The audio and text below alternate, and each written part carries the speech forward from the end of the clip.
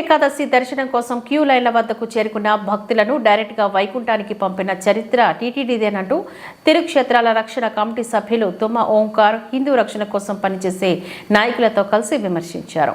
Tirupati press క్లబ్లో శుక్రవారం media ముందు వీరు మాట్లాడుతూ వైకుంఠ ఏకాదశి దర్శనాల కోసం వచ్చిన భక్తులను పశువుల మందన పంపినట్లు క్యూ లైన్లోకి వదిలిన విధానాన్ని వీరు తప్పుపట్టారు.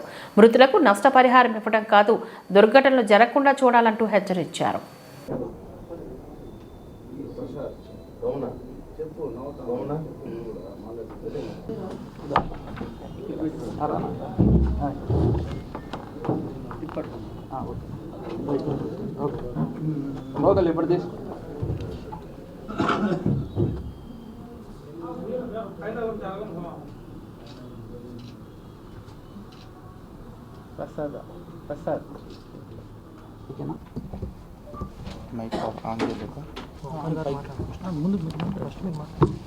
మొన్న 8వ తారీఖు జరిగిన దుర్ఘటన గురించి ముందుగా అందరికీ కూడా మా సంతాపాన్ని తెలియజేసుకుంటున్నాం. అందులో ప్రాణాలు కోల్పోయిన ప్రతి ఒక్కళ్ళకి కూడా.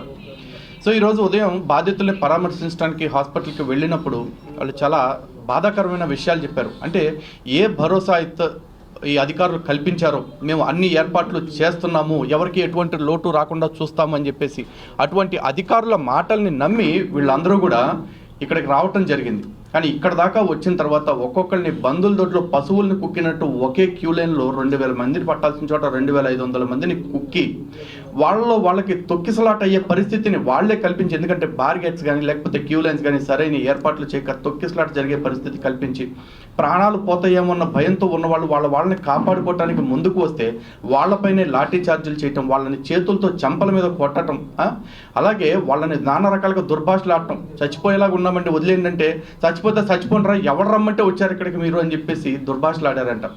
ఏంటి బతికేంటి హిందువులకి ఈ హిందూ దేశంలో? ఇదే అర్థం కావట్లా.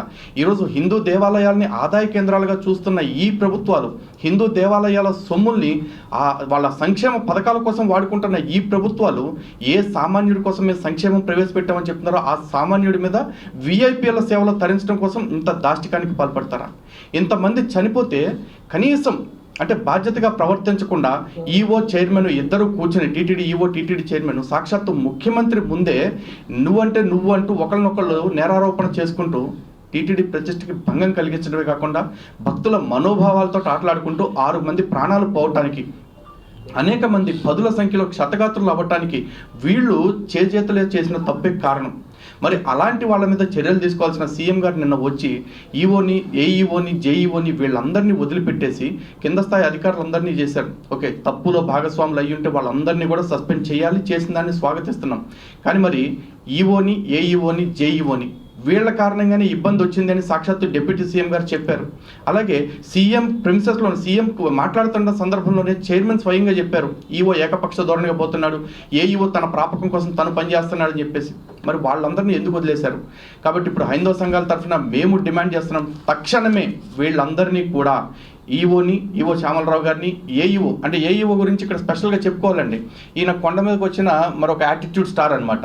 ఎప్పుడు ఎవరు వెళ్ళినా సరే మాట్లాడాలంటే అదోదో రకంగా నోట్లో మరి ఒక్కపొడి వేసుకుంటారు, ఏం వేసుకుంటారో తెలియదు, కానీ చాలా నిర్లక్ష్యంగా కూర్చుని అసలు భక్తులకి కనీసం సమాధానాలు కూడా చెప్పరు. ఏమంటే మేము హిందూ సంఘాల తరఫున వచ్చామంటే అయితే అంటాడు, హిందూ సంఘాల తరఫున మేము వచ్చింది నీతో మాట్లాడటానికి కాదు, నీకు సూచనలు ఇవ్వడానికి, భక్తులకు ఇబ్బందులు కలగకుండా ఉంటాయని చెప్పడానికి వచ్చాం.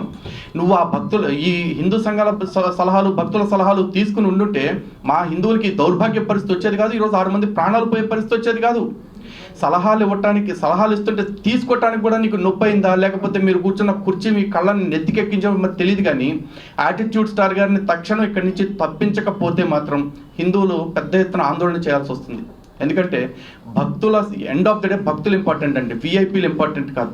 కానీ ఆ విఐపీల కోసం పదే భక్తులకు చుక్కలు చూపిస్తున్న ఈ అధికార త్రయం ఎవరైతే ఉన్నారో ఈఓ, ఏఈఓ, జేఈఓ వీళ్ళని తక్షణం విధుల నుంచి తొలగించాలి. అలాగే వాళ్ళ మీద ఎఫ్ఐఆర్ కూడా నమోదు చేయాల్సిన అవసరం ఉంది. దాంతోపాటు జిల్లా ఎస్పీ అంటే పోలీసులు, అంటే ఈరోజు భక్తులు ఎవరైతే వచ్చారో వాళ్ళందరూ నానా రకాలుగా ఇబ్బందులు పడుతూ తొక్కిసలాట్లో వాళ్ళకి ఏం జరుగుతుందో అర్థం కాని పరిస్థితుల్లో ఉంటే వాళ్ళ మీద లాఠీ చార్జ్ చేసిన పోలీసుల మీద ఇప్పటికీ చర్యలు తీసుకోలేదంటే ఎవరిని తప్పు పట్టాలి? అంటే ఏదో నామకే వాస్తే వచ్చేసి ఒక ప్రెస్ మీట్ పెట్టేసి ఓ 4 అధికారుల పేరు రాసిచ్చిన వాళ్ళని తప్పించేస్తే అయిపోయింది. హిందూ సమాజం మొత్తం సద్దుమణిపోద్ది అనుకుంటున్నారా? ఈ రోజున బాధితులకు జరుగుతున్న న్యాయము పరిహారం విషయంలో కూడా సీఎం గారి దగ్గరికి మేము ఒకటే డిమాండ్ పెడతా ఉన్నాం. సీఎం గారు వాళ్ళకి ఏదో మీరు 25 లక్షలు చనిపోయిన వాళ్ళ కుటుంబాలకు ఇస్తాము, కాంట్రాక్ట్ ఉద్యోగం ఇస్తామంటున్నారు. కాంట్రాక్ట్ ఉద్యోగం ఏంటండి? పర్మనెంట్ ఉద్యోగం ఉండి వాళ్ళు స్వామివారి దర్శనం కోసం వచ్చి స్వామివారిని చూడాలనుకుని వచ్చి వాళ్ళు వైకుంఠానికి వెళ్ళిపోయారు. వైకుంఠ ద్వార దర్శనానికి వచ్చిన వాళ్ళని మీ సిబ్బంది, టీటీడీ సిబ్బంది నిర్లక్ష్యం వల్ల, టీటీడీ సిబ్బంది యొక్క దాని అహంకారపూరిత ధోరణి వల్ల వాళ్ళు సాక్షాత్తు వైకుంఠానికి వెళ్ళిపోవాల్సి వచ్చింది. మరి అలాంటి కుటుంబం వాళ్ళకి ఎందుకని ఉద్యోగాలు ఇవ్వరు? ఈరోజు ఎంతోమంది అన్యమతస్తులు వచ్చి టీటీడీలో స్వామివారి సొమ్ము తింటున్నారు. మరి స్వామివారి కోసం వచ్చి స్వామివారి దర్శనాని కోసం వచ్చి చనిపోయిన వీళ్ళకి ఆ స్వామివారి కుటుంబ సభ్యులకి ఆ సేవ చేసుకునే భాగ్యం ఇవ్వరా? ఇవ్వండి. తాత్కాలిక ఉద్యోగాలు ఎందుకు? పర్మనెంట్ విధుల్లోకి వాళ్ళని తీసుకోండి, అర్హులను చూసి ఆ కుటుంబంలో. అలాగే టీటీడీ ప్రతిష్ట గురించి చూసుకుంటే గతంలో పింక్ డైమండ్ అనే విషయంలో టీటీడీ మీద ఆరోపణలు చేశారని చెప్పేసి విజయసాయి రెడ్డి గారి మీద, రమణ దీక్షితుల గారి మీద 100 కోట్లకు పరువు నష్టం దావా వేసి చెరొక ₹1 కోటి కోర్టు ఫీజు కూడా కట్టారు కదా, ₹2 కోట్ల. మరి 6 మంది ప్రాణాలు పోతే ఈరోజు టీటీడీ ప్రతిష్టకు భంగం రాలేదా? మరి ఈ 6 మందికి ఒక్కొక్కరికి 25 లక్షలు ఇచ్చి చేతులు దులుపుకోవాల్సిన అవసరం ఏంటి? ఒక్కొక్క కుటుంబానికి కనీసం ₹1 కోటి ఇవ్వాల్సిన బాధ్యత మీ మీద ఉంది. మిమ్మల్ని ఉన్న మీ సొమ్ముల్లోంచి ఇవ్వమంటలేదు కదా, మా భక్తుల సొమ్ము టీటీడీలో పుష్కలంగా ఉంది కదా, ఉన్న దానిలోంచి ఇవ్వండి. మీకు చేతగాక భక్తులందరినీ రండి, మేము అద్భుతంగా ఏర్పాట్లు చేసేస్తామని పిలిపించి ఇక్కడికి వచ్చి ప్రాణాలు తీసి 25 లక్షలు ఇస్తాం, 25,000 ఇస్తాం అంటే వాళ్ళు ఎవరు ఇక్కడ బెచ్చగాళ్ళు కాదండి. వాళ్ళు భక్తులు, హిందువులు. ఇది హిందూ దేశం. ఈ దేశంలో గర్వంగా బతకాల్సిన వాళ్ళు కుక్కల్లా కొట్టించుకున్నారు పోలీసులతోటి. కనీసం వాళ్ళకి జరిగిన అవమానాన్ని గురించి అయినా సరే మీరు వాళ్ళకి ఆ పరిహారాన్ని ప్రకటించి తీరాలి, వాళ్ళకి ఆ ఉద్యోగాల్ని కేటాయించి తీరాలి. అలాగే క్షతగాత్రులు, తీవ్రంగా క్షతగాత్రులైన వాళ్ళు ఎవరైతే ఉన్నారో, అంటే కోలుకోవటానికి దీర్ఘకాలం పట్టే వాళ్ళు చాలామంది ఉన్నారు. అక్కడ వాళ్ళతో మాట్లాడితే తెలిసింది. అటువంటి వాళ్ళ కుటుంబ సభ్యులకి కావాలంటే వాళ్ళకు కూడా తాత్కాలిక ఉద్యోగాలు ఏర్పాటు చేయండి.